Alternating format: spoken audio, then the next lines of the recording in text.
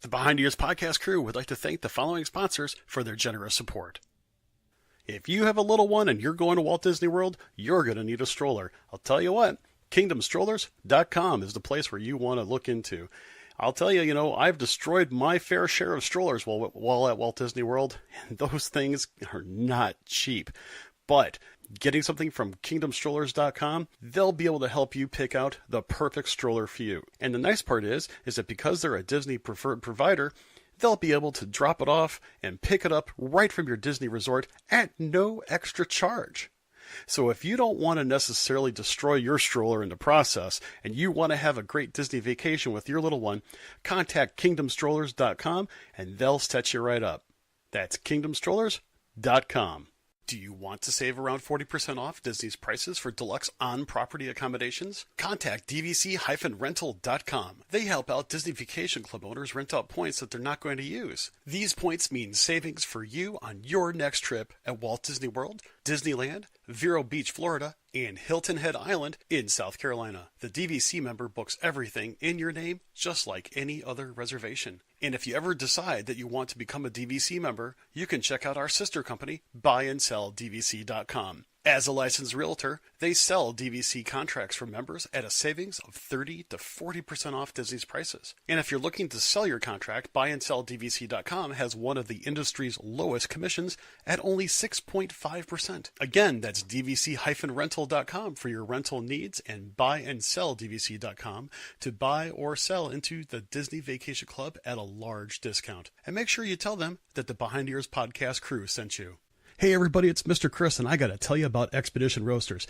Listen, I'm a pretty big coffee drinker, just like a lot of you are, but these people have got coffee right. Their coffees are made from selectively sourced premium and specialty grade Arabica beans. They provide the absolute best flavor and aroma, and select roast even come directly from a single estate farm for a truly perfect cup that is never bitter. They've got awesome Disney-inspired flavors such as Roundhouse Roast, Route 66, Skipper's Brew, Dark Side Roast, Redhead Rum, and one of my favorites, Bob Slitter's Brew.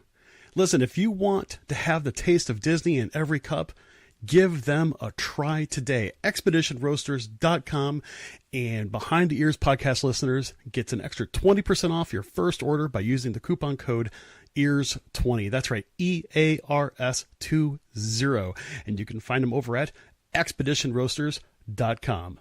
Brew your happy place.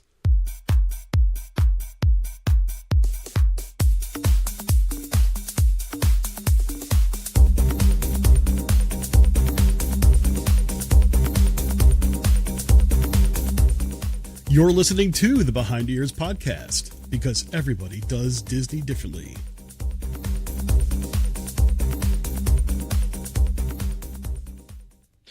Welcome back, everybody, and thank you for tuning in to another episode of Behind the Ears podcast. I am Uncle Danny.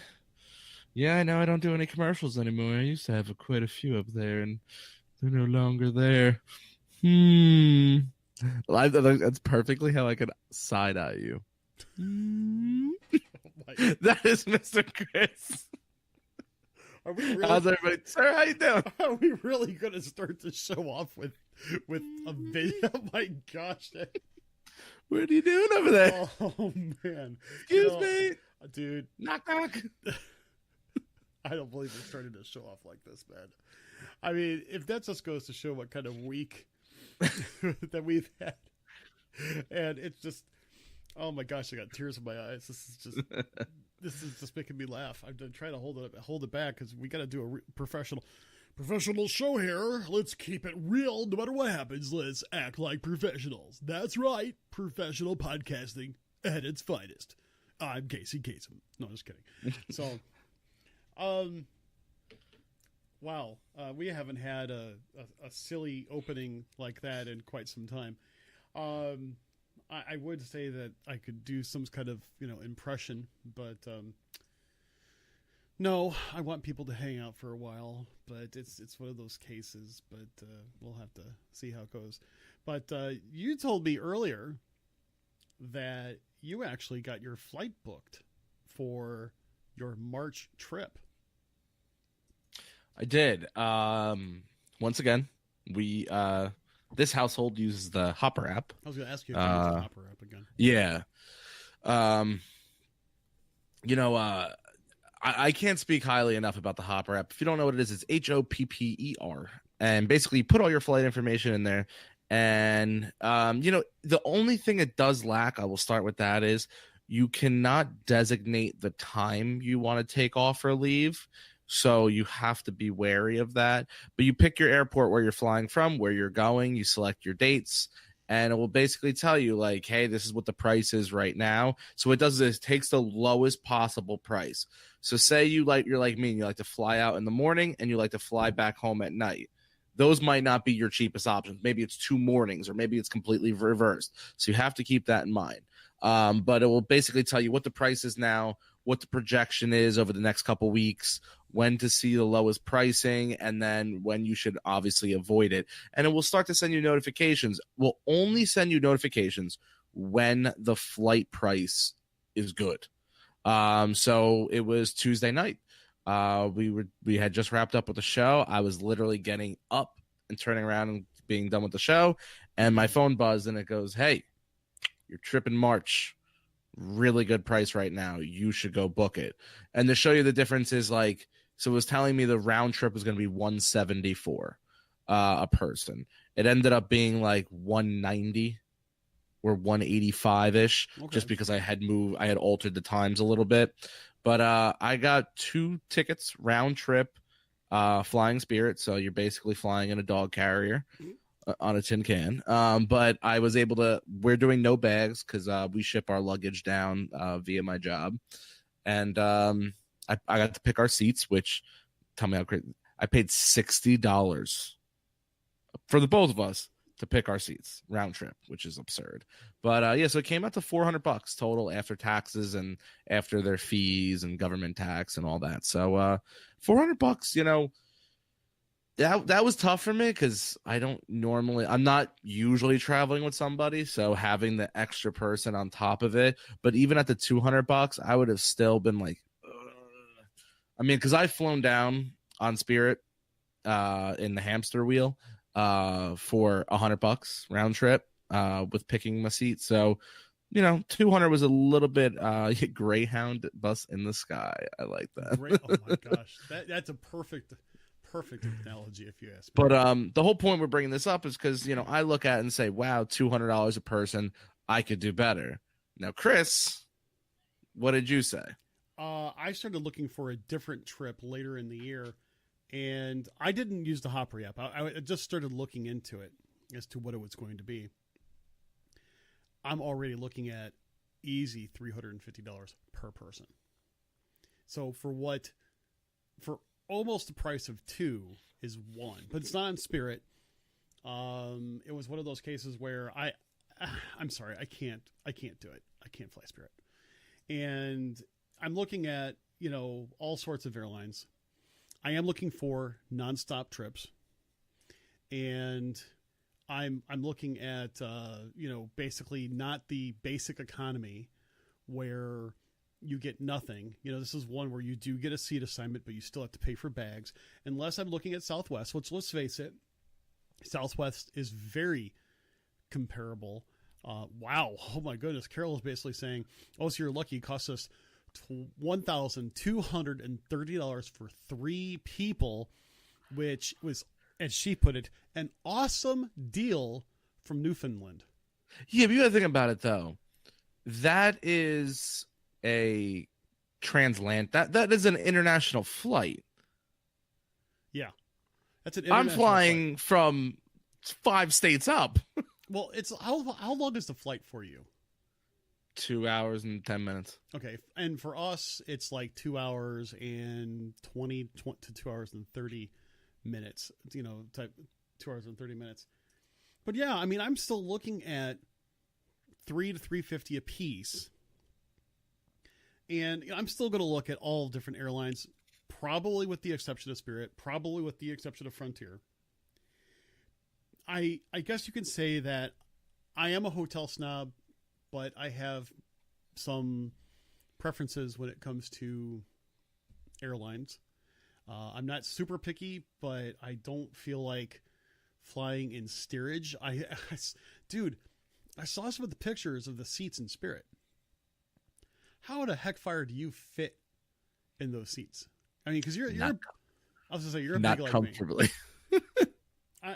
I mean, that's why I pay for my seats though, because people look at me like, you spend $60 round trip. Well, the thing is like, if I'm gonna travel with Lindsay, we're not gonna sit apart. That's just pointless. Of course not. And plus, I use my new, not just a hat rack, ladies and gentlemen. There you go.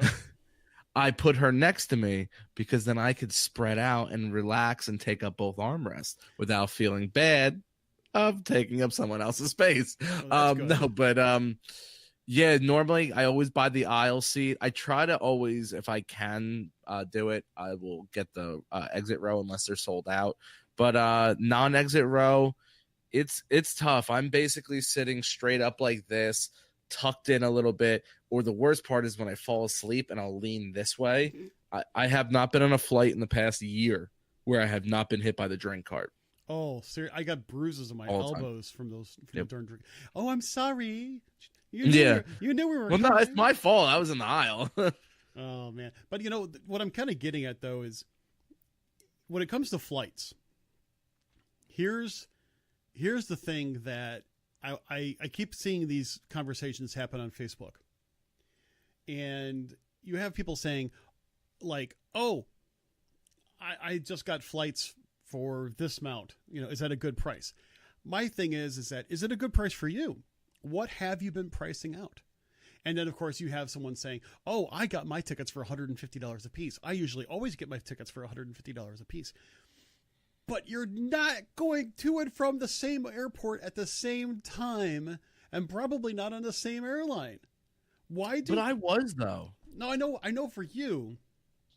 But also, okay, you know what part of the problem is for some of these flights, though? Like you're seeing the big spike in costs.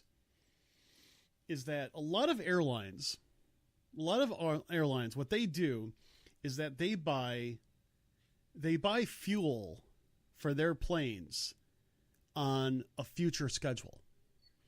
So the problem of it is do you know how gas prices like went up quite a bit about 3-4 months ago? It's like out here, the prices jumped up by like 30%, quite a bit. We didn't have that. Okay, we did. So your mileage may vary. But the fact of the matter is that if the price of fuel futures goes up, chances are your prices are going to go up because they have to compensate for the price of fuel that they're paying in the future. Yeah. On the other side, it takes a little while for when the fuel prices drop, they buy as much as they can in the future as well, and then you'll see prices go down. But it is definitely a your mileage may vary sort of thing. And by the way, that's only one single variable.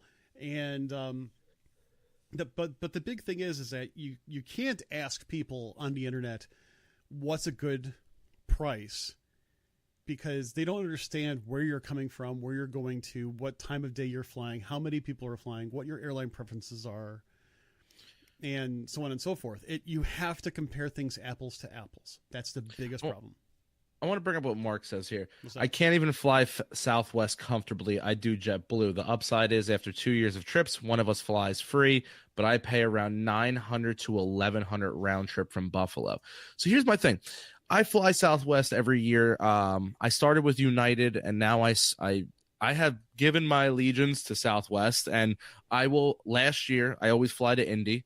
3 years in a row now, but I've flown Southwest in the past, and I've given Southwest most of my business now because honestly, are their seats as big as JetBlue? No.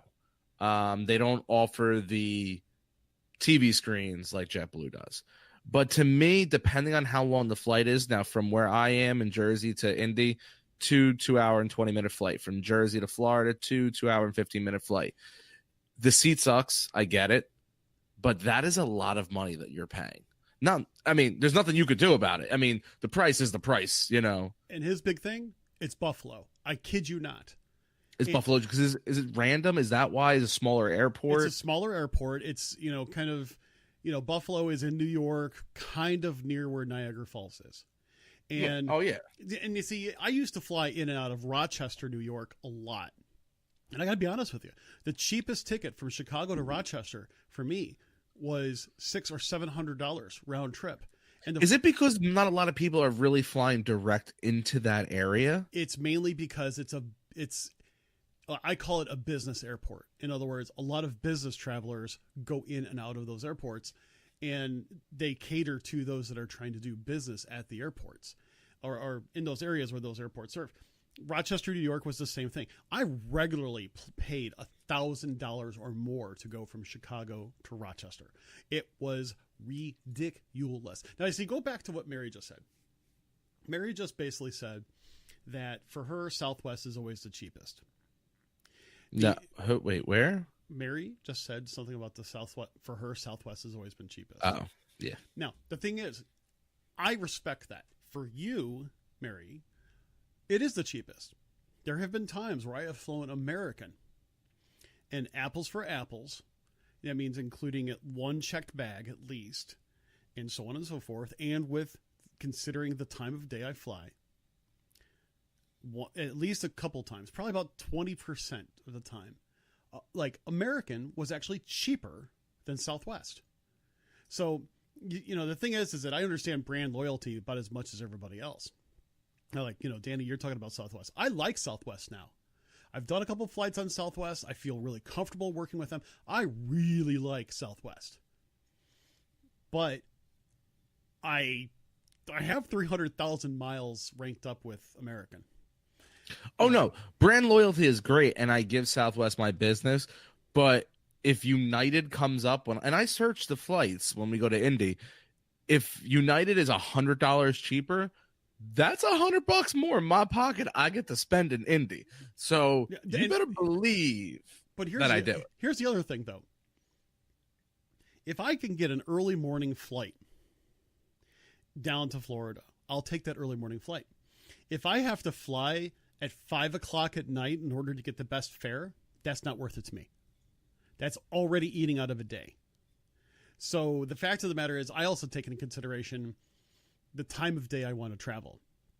I will pay a little bit more to travel to get to my destination sooner, or stay at my destination longer on the day of departure. But yeah, it's one of those. It is one of those things that. And Aaron, driving it out of Indy, I have done that. And the funny part about it is, someone's like, well, dude, that's like an extra hour worth of drive. I go, yeah, but the Indianapolis airport is absolutely amazing. I love the Indy airport. It's cheaper to fly. I've got great friends down there to hang out with, Aaron.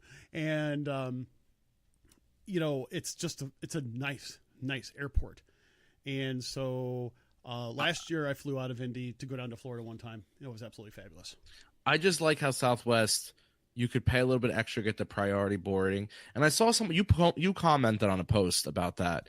I forgot who it was. It was something random, had nothing to do with Disney, but they were just talking about, should we do the priority boarding? Oh yeah. Honestly, I do it by myself because it's a free for all when it comes to sitting. Yeah. Yeah. So boarding. I like to be in the front of the plane, and I like to have an aisle. So I don't mind spending the extra $30 for that, $15 each way usually to get that, because then it's peace at mind.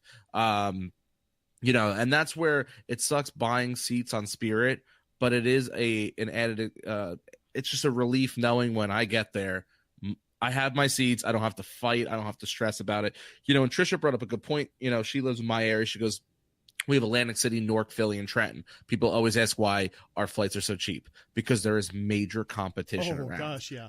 And the funny part is that for us, the competition for us, we have O'Hare, we have Midway, and O'Hare, you have United and American as your major hub in Chicago.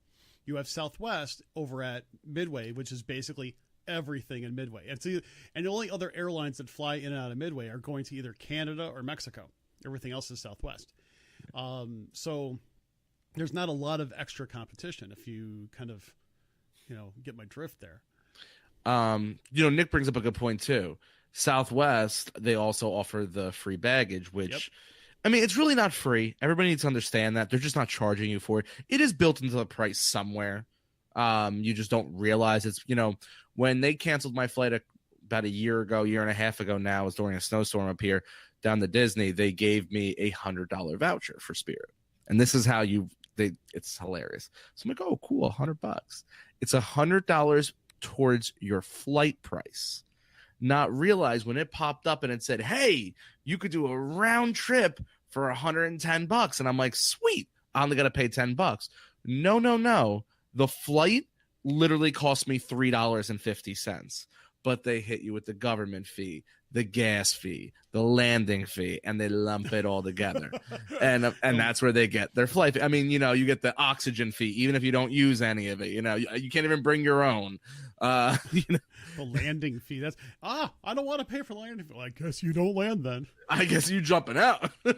You taking the slide out. That would still be considered landing, though. That's true. But the thing is like everybody, always says, oh, you guys always carry on, especially Danny. He's always killing Spirit, go fly somewhere else. I take the abuse from dealing and flying with Spirit solely because not even the price. I don't care about the price. I'm not Got Rocks. I'm not loaded, but Got Rocks. Never heard that? Never heard that one before. Yeah. I'm not Mr. Rockefeller over here. Oh. It's just, I live 20 minutes from Atlantic City, 25, half hour if the traffic is rough, compared to going north at an hour and 25, hour and a half to just fly back south. And then, because my mind goes, well, if I'm leaving at 6 in the morning, I want to be there by 5 in the morning. So then I'm leaving my house at like 4:30 to drive all the way up there. Meanwhile, my flight at Spirit's at 6.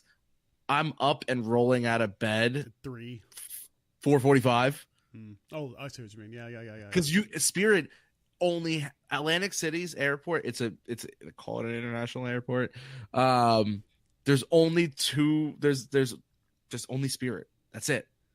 And Spirit doesn't fly to a lot of places out of there. So there's Tampa, Fort Lauderdale, I think New Orleans, Vegas, and Orlando who fly out of. That's really might have a couple random other flights in there. But normally, there's no more than 3 or 4 flights out of Atlantic City. And it's a pretty nice size airport. I mean, it's got 6 terminals, 6 gates. 6 gates? 6 gates. But it's redone. It's nice. Listen, I pay $13 to park in a garage. I get to look at the casinos. Like, that's the thing. And Trisha says it's great. It's all about convenience. And that's what it comes down to. And I can see that, because here's the funny part. It doesn't matter if I go to Midway or O'Hare. I'm driving at least an hour and a half. That's the biggest thing. Going to Indy, at least, I mean, I usually catch the early flight, right? It doesn't matter if I'm flying out of Indy or either the 2 Chicago airports. I'm still staying overnight at a hotel beforehand, usually on Hilton points. And so it just really kind of depends on what you want to do. And Allegiant, okay, here's Allegiant. I know there was. I'm scared of them. There were some conversations about Allegiant not too long ago, and the thing is, it is another airline like Spirit, where you basically get charged for everything. Now, the interesting part to it is that it's an airline that like flies only a couple days a week out of certain airports. So, like if your flight is Tuesday at 2:00, and for some reason something happens to that flight, you're hosed. Yes, that's the same thing with Spirit. If you, when me and Chris were going down to Disney, blue skies in Florida, blue skies in Jersey. He's laying in bed in Disney, and I had my account linked to the show email, and all of a sudden he gets the email, and then 5 minutes later I'm on a rant because it's blue skies and they canceled the flight, and you are out of luck. Yeah, and then the nighttime flights usually sold out. I got lucky and I fought tooth and nail with them, and they got me on a flight to Fort Lauderdale. But I still had to, or Tampa. It was Tampa to Tampa. But I still had to go out of pocket and rent a car from Tampa to drive up to Disney. Yeah. And that was not reimbursed. And the funny part about it is that Danny and I were the night before. I was at Disney. I'm like, dude, I'll see you in the morning. Okay, man, later. And I hung up the phone. And I joked around with my wife. I go, watch this cancel. His flight's going to get canceled or something like that. I wake up. I see that. I'm like, I blurted out, oh, crap. And of course, instantaneously, my wife turns into, mom mode. What's wrong? What's wrong? What's wrong? Danny's flight got canceled. She goes, oh, crap. How in the world did you predict it? I'm like, Spirit. It's Spirit. But, I mean, here's the big thing. Again, airlines are really finicky, dude. That is probably the biggest thing, is that I really think that people can't talk about it too much on the internet, because I'm jealous of your flight costs. Obviously, the reverse is not the same, rightfully so. I just think people don't understand your location and your airports really do make a difference along the lines of, how much those costs are. And, I'm willing to drive a little bit. I'm fortunate enough to have found the Indianapolis airport to be, yes, further away, but an easier drive and an easier time in and out. And, I had a really good time with it. The next trip we are most likely flying out of Indy.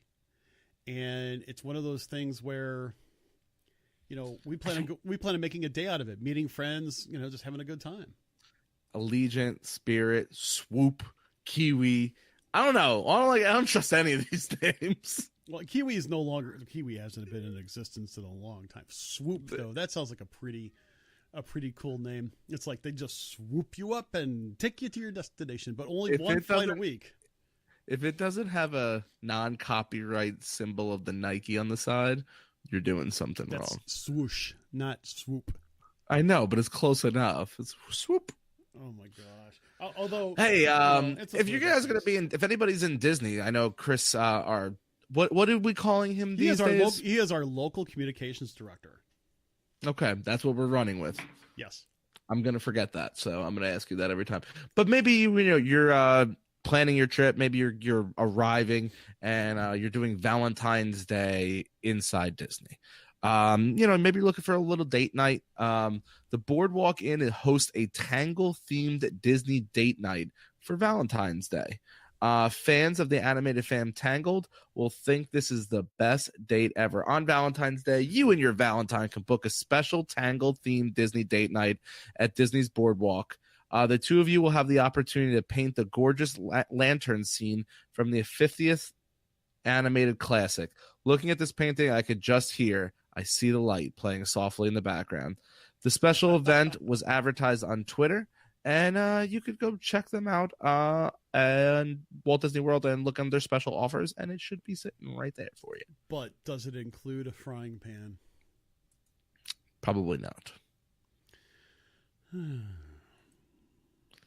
What else we got here? Did you see the mariachi Cobre? Mm-hmm. Cobre? Mm-hmm. Cobre? Present the story of Coco at Epcot. I had posted it over on the WDW community page. I believe I also posted it on the Behind the Ears podcast page. You did. I believe, let's see. It's basically the mariachi Cobre will be joined by a pair of dancers to tell the tale of Miguel Rivera and his love of music and his journey to find what matters most, his family. The dancers perform to the music of the film, pulling everyone into the celebration, and Miguel himself appears in the form of a whimsical, handcrafted puppet. Disney has said the new show will be performed in addition to the existing performances of traditional mariachi music by the group. The new Coco show will begin on March 6th. This will be the second time that the Mexico Pavilion has performed a show to Coco, with the last one taking place in the middle of 2017 as part of the holidays around the world.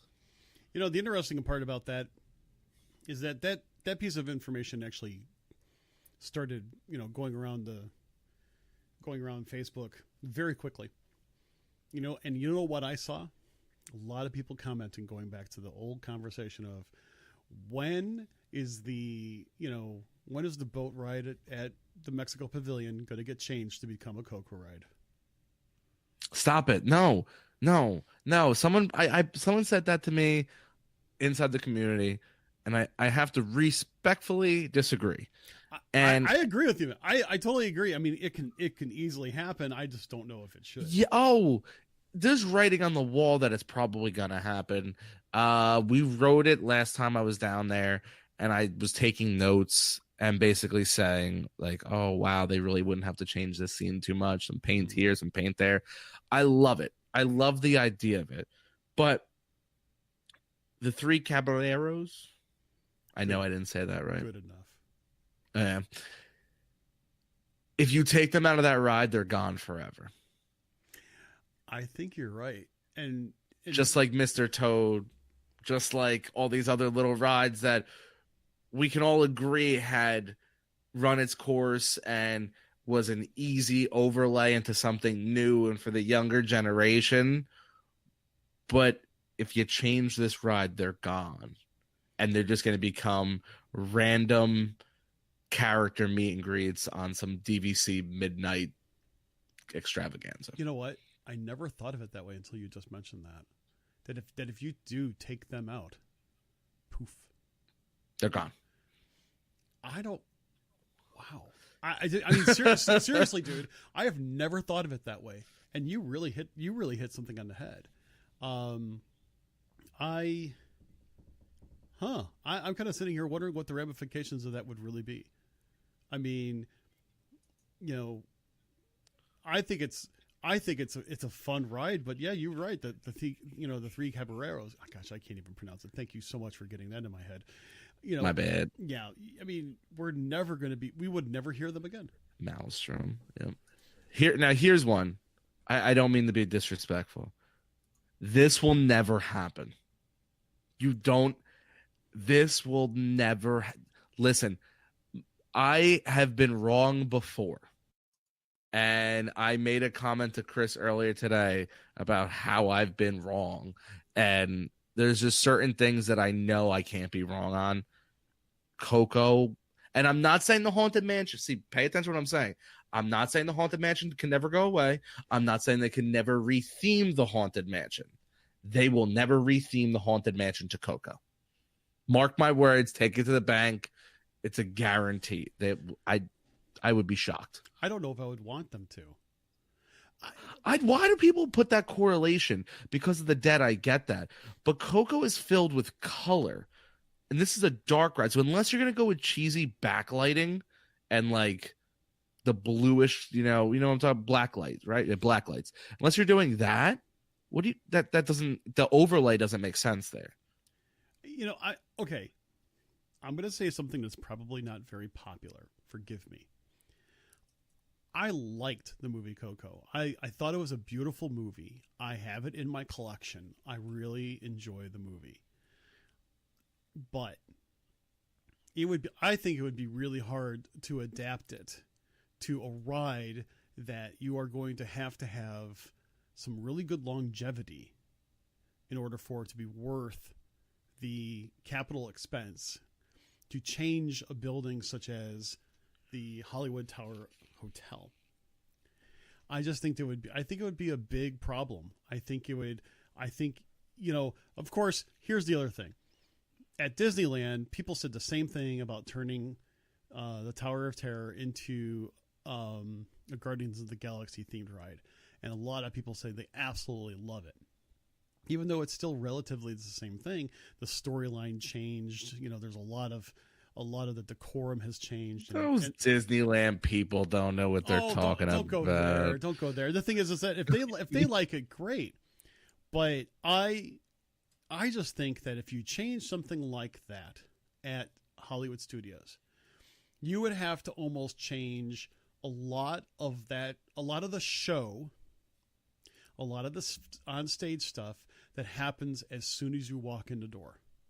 Because right now that's vintage Hollywood. And I think that you cannot change the Tower of Terror into something Coco related unless you're going to have a massive retheming of everything else in that area. It would stick out like a sore thumb. It just would. Not every Disney movie needs to have a ride. I do believe in representing Disney movies, and I do believe there's a lot of Disney movies out there that never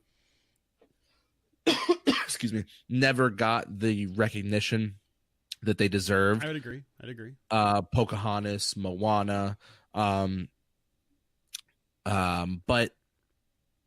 I think you should have something in the park for it, but I don't necessarily believe it should be a ride. There's a lot of things you could do because eventually, like, if you just keep cycling through, you're never going to have that vintage style at Disney anymore. It's always going to be what's new, what's new. But people aren't realizing all you're doing is slapping a new dress on the pig. You know, it was Mr. Toad's ride. All they did, it's the same track. It's Winnie the Pooh. It was Maelstrom. It's the same track. It's Frozen. So you're not really getting a new attraction. You're just getting a new look to an existing attraction. And I saw earlier up here, Wendy had said, I don't want them to change Mexico, but at the very least, at least Coco takes place in Mexico versus Frozen, which is not placed to take place in Norway. But isn't she a Norwegian princess? No, well, she's an she's a princess of Arendelle, or she's a queen of Arendelle, which some people say that there is some influence of Norway and things like that in the storyline. I'll leave it at that because I know if I say any more, I'll botch it. But the fact of the matter is that, you know, some people say, like, example, to have Belle represented over at Beauty and the Beast, or with Beauty and the Beast over at France. That's, you know, where you would normally meet her for a meet and greet. You know, how is that going to handle? But no, they're building a ride based on the movie Ratatouille, which is still based in France. I understand that. But they're also building a brand new ride. It's one of the things. Chad brings up a great example for those of you who have never been to Disneyland, or in this particular case, Disney's California Adventure. California Screamin'. Great roller coaster. Absolutely loved it. It's, you know, now it's the Incredicoaster, which is basically, you know, California Screamin' with the new paint job, different soundtrack, and so on and so forth. I totally agree. I mean, it's basically a rebranding of something that's already there. I mean, granted, some of these other rides, like, you know, the Guardians of the Galaxy ride that's going in Epcot, as I mentioned earlier, the Ratatouille ride going over in France, at least those are new imagined attractions. So we'll have to see how that goes. I want to touch on this real quick. Which one was that? Walt Disney World News Today live podcast last week said he heard a rumor that Rock and Roller Coaster was closing next December for Iron Man. Something changes next year that more Marvel characters can come to Walt Disney World. Anyone else hear this? Wasn't that supposed to be for Disneyland Paris? Yes. Yeah, that's what I thought. That was, you know, yes. that's a change that's happening with Rock and Roller Coaster, which is a little bit it's a little different theming over in Disneyland Paris, and yes, that is going to be done into a Marvel theme overseas. And that wasn't me putting Jerry down or even putting down Walt Disney World News Today. No, but they do a very good job. They do. Do they have some things that are a little clicky? Sure, but at the end of the day, we're all running a business. I get it. But always be careful with their taglines when you read the article, because if you don't forget, and I'll be the one to throw myself under the bus, they're the ones I got my news source from when Guardians of the Galaxy was taking over Tower of Terror. I posted on the internet and went on a rant, and then someone goes, you should have read the article. It's for Disneyland. And I was like, well, I made that mistake. Yeah, I mean, the thing of it is that, and I think what Danny, I believe what you're really saying is that read the whole article. Don't read just the title. Don't read just titles, because the thing of it is that, yes, there's Rock and Roller Coaster in Florida. There's Rock and Roller Coaster in Paris. You know, there's a lot of different attractions that exist at all the different Disney parks, and some of them are changing. You know, these are some of the news sources that we watch and listen to all the time as fellow content creators. And I didn't know they had a podcast. I'm kind of interested in that now. Yeah. You know, but the biggest thing is that I think what ends up happening is people, I'll admit, I've read the article. Well, not that one, but I'm saying I've read articles, I should say. I would still go on a little rant and realize, crap, how the hell did I miss the fact that it was from Disneyland? I mean, now to go back to that idea though is, once again, the Rock and Roller Coaster has been rumored for a minimum of 2 years of getting rethemed. Ever since the whole hand gesture thing with Steven Tyler. Yeah. It's been rumored that there was the falling out. They're going to rechange it. But that basically goes back to our friend Chad, who originally said, I want to, boy, I missed it. Basically, what we were talking about before, about just retheming a ride. Right. And he was making the comment on how the Guardians of the Galaxy ride at Disney's California Adventure is just basically Tower of Terror. And he was also saying about the roller coasters that switched over. That's all it's going to be is they're not going to change the way that ride is designed. They're just not going to. You really can't. But here's the other thing to that though. Disney does not take the reimagining of a particular item lightly. I mean, think of how long Rock and Roller Coaster has been around over in one of those things. And like Stan even says, if any attraction needs a refurb, it's Spaceship Earth. That first scene with the mammoth. The fact of the matter is that I was going through video the other day of some of our first trips. And the funny part about it is that it was video of Spaceship Earth, the ride, and it wasn't Judi Dench as the narrator. And the scenes were totally different. And it was funny. I've watched the whole thing. I'm like, oh my gosh, it was so different. And that ride mark my words, this year is they're gonna change it. This is the D23 this year over in Anaheim, the big one. You're gonna hear a lot of refurbs on a couple rides, and I think their focus, and I'm gonna backtrack on this one probably because I might be wrong, but it's gonna be a speculation. I originally thought that this was going to be the year where we were going to see them come out and announce a lot of things for Epcot, putting a lot of money into Epcot, try to fill up some of those empty show buildings. But with the 50th anniversary coming around, I think their main focus is going to be Magic Kingdom. I don't disagree with you there. I think they're going to have a good focus on Magic Kingdom. However, I really don't think that they're not going to have some love for Epcot. You need to, but you don't need to build anything there. No, I mean, okay, think about it this way. You have two Innovations buildings. Both of them are prime for a lot of different things that you can go in there. I wish they would bring Innovations back, to do some of the, edutainment as it was known. I think they need to bring some of that back.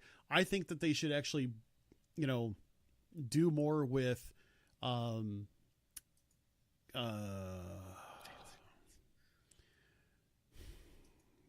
drawing a blank. It's where Cranium Command was and Body Wars.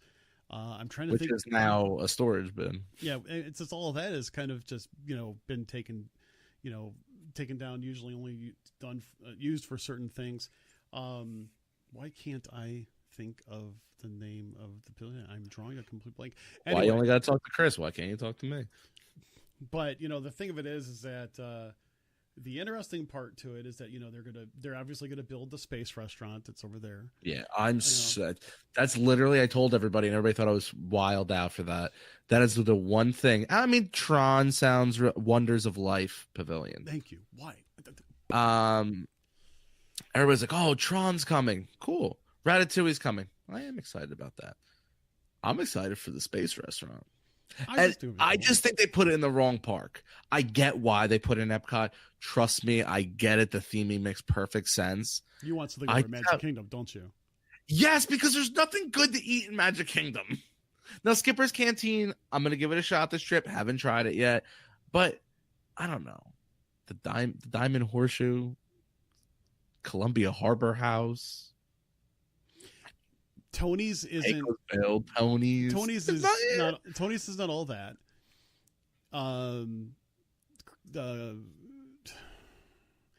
You're right. Some of the others is just not. So some of it's just not all up for a regular non-character meal type of experience. But I'm sorry, I missed what you put up there. Jamie basically saying Epcot diehards have waited a long time for some love.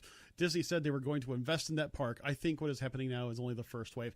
I agree with Jamie. I mean, I do agree that with the 50th kind of around the corner, I really truly believe that, yes, Magic Kingdom is going to get some big love. But I also think that Epcot is kind of like that golden child. You know, it's big. It's a big park. It represents a lot of the imagination. Because if you think that was the last park that I'm using this terminology loosely, but that was the last park that Walt had any sort of imagination in the idea of Epcot. I realize it changed a lot from the time that Walt, conceived the idea versus when it finally came about. There were a lot of different snags. And after Walt's death, yes, there was, big changes to it. But I still think that some of Walt's fingerprints are on that idea of what Epcot should be. And I think they're going to do some really awesome things. They're going to start with Spaceship Earth. I just think that it's good. I just think that it's going to take a little while. It's going to, you know what? Everybody hates the scrim walls that go up during construction, but I do think it's going to be worthwhile. I really do. Now, I mean, Wendy brought up a good point. They could have put it in Tomorrowland. Yeah, they absolutely would have fit the theming there. Where? That's the other thing. Where? What about Tomorrowland Terrace? That place is a joke. Yeah, I'm not going to argue that the place is a joke. That's probably could have built it there. I mean, you probably would have had to build a new infrastructure. I mean, but didn't they do that with the Club 33 that's going in Magic Kingdom? It basically built a new infrastructure on top of an old infrastructure. But the point is, Claudia says, corn dog nuggets. We're seeing a lot of Pecos and everything. Cinderella's table was really good. To me, it's a little overpriced. But yes, it is good. I think Magic Kingdom has the best snacks. You've got Casey's, you've got Sleepy Hollow, you've got the turkey leg, you've got Dole Whip. You've got iconic things in those parks that are fantastic. But when it comes to a sit-down restaurant, and, I see people saying, Be Our Guest was really good. I think Mary had said earlier before, she enjoyed the Diamond Horseshoe. I just feel that of all the parks, outside of Animal Kingdom, but no. I take that back. Animal Kingdom's got really good sit-down restaurants. Yeah, I think Magic Kingdom by far has the worst sit-down menus. And not saying they don't have good stuff, but if you look around, I mean, obviously Epcot's number one because you have all the countries. Obviously it's fantastic. MGM has a lot, but they don't have a lot of fancy. They have the Brown Derby, which is about as fancy as you're going to get, and I wouldn't even call it fancy, to be honest with you. I'd call it a 3 out of 5 star fancy one. But it's more decor than anything else. I mean, I love that place. Don't get me wrong. I'll go there every time if I get a chance. But here's the other thing. If you extended the Magic Kingdom reach in the sense of dining establishments to include the Magic Kingdom resorts, aka Contemporary, Poly, Grand Floridian, and I'll even go ahead and say Wilderness Lodge and even Fort Wilderness. You actually expand on what kind of cuisine you can actually have, and I think both sit down as well as counter service type places. I mean, think about it. There's some really awesome food between those places just outside the gates of Magic Kingdom. So that's just my 2 cents. And to go back to my point, and this is the funny part, I think Animal Kingdom has even though it has my favorite ride in Disney and Everest, has the worst selection of rides. I feel like it's a very big park. Now, granted, a lot of it is the animals, I call and it stuff. Moving petting zoo. It has, a lot of that park is designated off limits, for the animals. So the park that I feel is the smallest and lowest on the totem pole of rides, I would almost put it as a 1A under Epcot, because I think Epcot is an unfair comparing it, because of Epcot is really designed for food. You could say it was designed originally for technology and learning. It's really more geared towards food and liquor now. But its strength in food is also partially its weakness. Because think about it. No, wait, hear me out before you give me those evil eyes again. The interesting part to it is that we already said, and I agree, Magic Kingdom is weak on restaurants, great on snacks. Yeah. I think it's the exact inverse when it comes to Epcot. Reason being, you have great food choices, all the different countries and, everything else that's over in Future World and everything else like that. But you're not going to get the same snack selection that when you think of Disney snacks. Yeah, well, I'm going to piggyback on that. Two things like you just said. Yeah. It's got the sit down. It's got the quick service. Mm-hmm. Highly lacks the snacks. Yep. But the other side of Epcot, to me, that's like the wild, wild west out there. Like, you don't know what you're going to get, like gunslinging. I'm not eating their food. I'm going over to World Showcase to eat. But the whole premise of the statement was the fact of, even though it lacks the rides in Animal Kingdom, I think your sit-down service, you've got a lot to offer. And a lot of places that, I don't want to call them hidden gems because they're well-known, they're household names, but Tiffin's, Yak and Yeti, I mean, those two are heavy hitters in my book. And allow me to congratulate you for the second time in a row calling it Yak and Yeti instead of your favorite misnomer of Yickety Yak. I still like Yickety Yak. I'm going to write a formal letter and see if they'll change it for me. Go, make sure you use the company letterhead. Yeah. Oh, but the other thing I forgot to mention is he was saying, Epcot is getting better with unique snacks. You just have to look. I agree. Yes. Yeah. But Epcot has really good snacks during festivals. Yeah. During festivals, I don't like eating anywhere else outside of Epcot because there's so much going on I love to do. But there's not festivals all year long. And I feel like they really lack. It's almost all year long at this point. Yeah, at this point, yeah. You're not kidding. Speaking of food real quick, because I know we got to wrap up here soon. Carnival, the traditional Italian winter festival, is returning to Maria and Enzo's. The famous Venice and known as the Mardi Gras outside of Italy, Carnival of a spectacular of glamorous costumes, culinary delights, and a giant celebration. February 22nd through March 5th. Shuck's going to miss it. Guests who visit Maria and Enzo's Ristorante at Disney Springs will get a front row seat to nightly live entertainment, including singers, stilt walkers, jugglers, mimes, face painters, and folk dancers, while indulging in the restaurant's signature Italian courses. So something else to keep an eye out if you're going to be down there for those select dates. Well, just remember what I always say. A mime is a terrible thing to waste. I hate you. Hey, did you hear that there's poolside cabanas coming at Yacht and Beach Club? I didn't know about that, to be honest with you, until I saw an article about it today, and they showed a construction picture of a whole bunch of stuff ripped apart. I'm still trying to picture in my mind, where are you putting this? Did you see how much it's going to cost?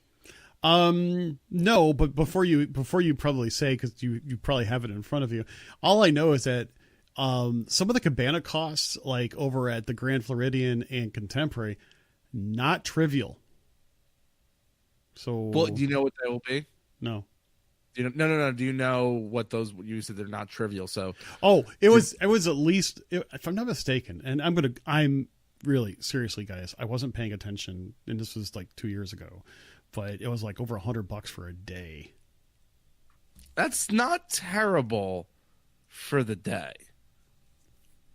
But how much were you saying? Okay. So these are supposed to be ready mid-March. So hopefully while I'm down there, I will be able to snag a couple pictures. Maybe I'll grab one, but not probably for these prices. Each cabana will feature lounge chairs, towels, a TV, a refrigerator with soda and water included, and a fruit basket. Okay. Yeah. Yes. Try it again. Take a guess what the half day is. Huh. They offer a full day and a half day. Okay. Half day. Take a guess what the half day costs. $50. $130. For a half day? What do you think a full day costs? Well, if a half is 130, I'm going to say $250 for a full day. No, it's only $200, $199. They basically want you to rent it for the day. And you get all the soda and water you can drink. Yeah, you're going to be using the pool to pee in, but that's really about it. Don't do that. Now, that's interesting. And I just happened to glance at an article from 2 years ago, basically saying that the cabanas over at the Grand Floridian, again, a couple of years ago, was like 110 plus tax and gratuity. That's so much money. But here's the thing. If you're planning an absolute pool day and you want to have base camp, fine, go for it. I think that's just one of those things that you can do. You don't. I gotta see them in person. How big they are? They're. Is it 2 lounge chairs? Basically. So once you have a family of 4. Oh, you gonna rent 2 of them? I think you have a couple chairs or something. You could probably put 4 people in them, but and I think if I'm not mistaken, they have a TV in there and some other things like that.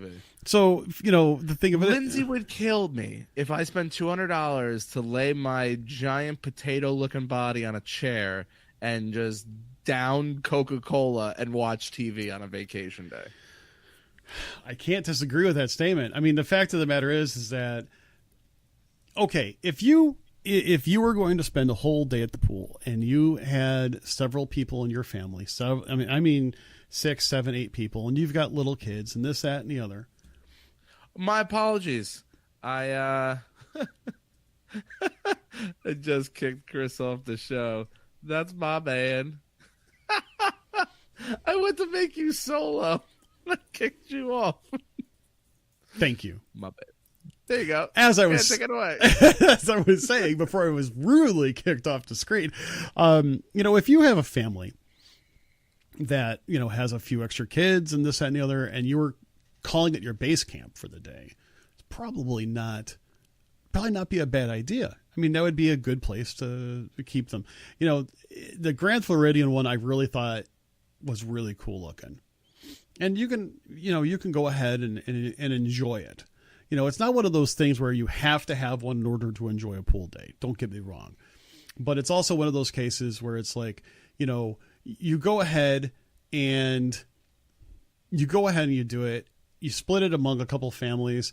It could really be well worth it. And, like Justin mentioned, he got a cabana like over at Castaway Cay over. That's so different. I was just going to say that. I think it's so different, but at the same time, I think the next time that I go on a cruise, I would love to do that. I would love to get a cabana and really just enjoy my day, not just hanging out at the cabana, but just hanging out, because I really think, and Jessica has a really good point. She's like, those cabanas come in handy with toddlers and babies, especially when they take naps and have meltdowns. I can't agree with her more. I mean, the fact of the matter is that just like anything else, they are tools. They are tools in order to enjoy your vacation. It's things that you can consider, things that you can budget for. If you want to do that, save a few extra bucks a month. Then it won't be that big of a deal. But yeah, I mean, I would love to go to Castaway Cay, grab one of theirs. Because first off, I'm a pasty white guy. I'm going to be really honest. I look at a picture of the sun, I get sunburnt. And I don't care for the sun. I love the sun, but it doesn't really love me. That's kind of what I'm getting at. I would love a place where I could just watch the waves go by. To me, that is like, right now, I can really use that. So, cabanas, I think it would be, you know what, Danny? Oh, Danny. What if... they feed grapes? No. But you know what we ought to do? You know what we ought to do? You and I... Huh? Rent it during our food and wine trip. We don't get yelled at by the significant others if we're doing it. It's one of those things that we would meet fellow listeners that would be done there at a cabana. Oh yeah, that would be cool. That would be bougie. A live show from a cabana. Although you do the half day. You wake up early. You get the cabana in the morning.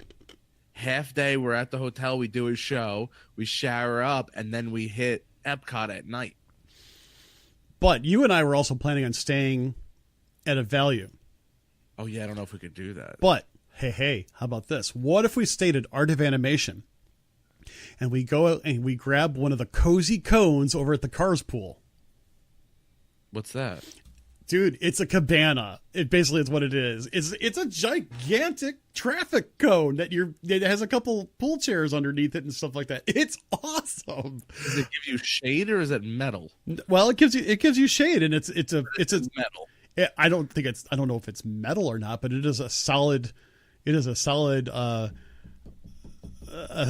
structure. Kathy and I actually Banner show. Yeah, Kathy and I hung out under one of them last summer when we stayed at the Cars Suite for a couple days. It was a lot of fun. I think that would be cool. I couldn't think of anything that screams Danny more than that. Well, anyway, now that we Brian's going to enable us. I'll tell you that right now. He's like, I can get you waterproof mics. Hey, does that mean we could actually like broadcast from inside the pool? Hey, stay away from me, creeper. Cool, right? Yeah, that would be fun. I think. Okay, we're gonna have to think about that, Danny. We're gonna have to think about that. I did say there's always the possibility that we rent some DVC points and we stay at beat because I said that's prime location. I know. Come on, tax refund. Come on, tax refund. Daddy needs to buy himself a cabana this year. All right, Chris, you got anything else you'd like to input into the show? No, not really. I just hope everybody has an absolutely fabulous weekend. I think this is, I can really use a good weekend. I don't know about you, brother, but I can really use a good weekend. Oh, before we leave. Yes. Watch out for a small live stream on Saturday. If not a live stream, I will definitely record and put the video up. The Gracious Lindsay for Valentine's Day. It's the final day of the Mickey's pop-up exhibit in New York City. Oh. 45.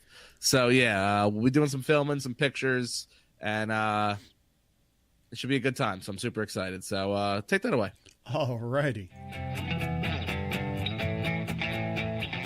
You heard the show, and we hope you want more. Well, feel free to join us over at our social media platforms. Instagram and our Facebook page can be found at Behind the Ears Podcast. Our webpage is behindtheearspodcast.net, and our email is behindtheearspodcast@gmail.com. And our Twitter handle is @BehindTheEarsPC. And come and join the conversation about all things Disney over at the WDW community page. Don't forget to rate and review the show over at iTunes or Apple Podcasts, as it really helps us get the word out about the show. Also, don't forget to subscribe to the show on iTunes or Apple Podcasts or the Podbean app. Also, you can listen to us on Stitcher Radio, iHeartRadio, TuneIn Radio, and via Alexa and Google Home.